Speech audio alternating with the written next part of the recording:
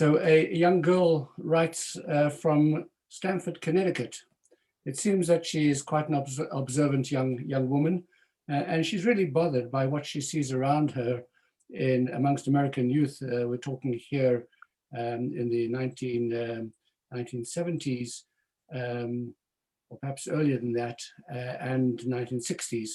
And she just sees a disintegration of moral standards and huge problems amongst young people.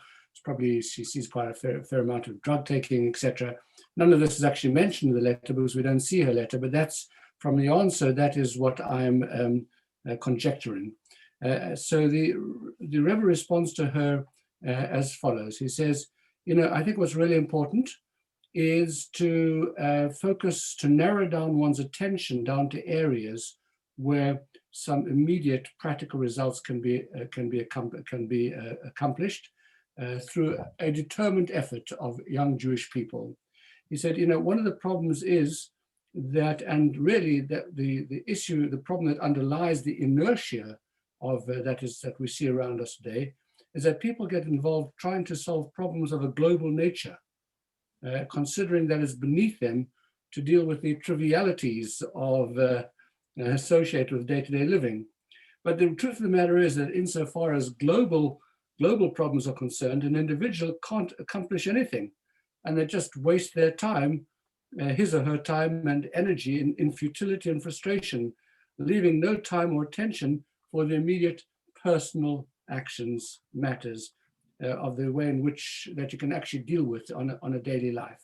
He goes on to say really that show a living example of daily conduct is the way in which you can have the biggest influence, and particularly, he says, in relation to that which is an enormously important part of a young Jewish woman's life, and that is tzniut, modesty, to be able to conduct oneself with modesty in a society which has become flagrantly immodest. He said that is the way in which one actually will have an influence.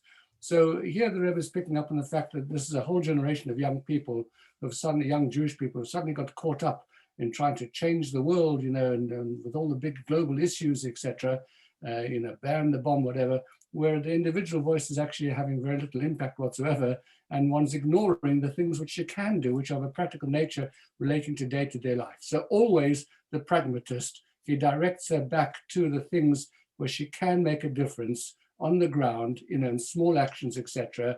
And that's a pointer to all of us, which is not to say we shouldn't be concerned and engage with some of the big global issues. Of course, today, one would want to be engaged with issues such as global warming or whatever, and we'd want young people to be aware of those things.